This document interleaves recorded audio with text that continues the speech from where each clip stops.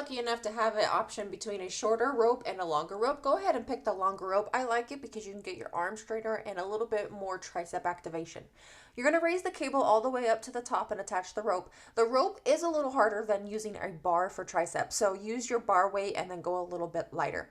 You're going to get your hips out of the way, so you're going to push your hips back, slightly bent over, because then we can really straighten our arms without hitting our hips. Notice how my elbows are not moving. I keep my elbows right by my side, and then I'm pushing down and out with the rope. From this point of view, I want to show you that I don't want the ends of the rope to touch. I always joke with my clients to not let your balls touch. So when you're doing your tricep, make sure that you're pulling your hands apart like this, and then even kicking it out towards the bottom, really flexing the back of your arm. And you're really going to flex that if you keep your arm straight and your elbows stationary as you're doing it. I went ahead and switched it out with the shorter rope, so you'll notice really quickly that nothing changes with the shorter rope. You just may not be able to straighten your arms as much because your hips get in the way.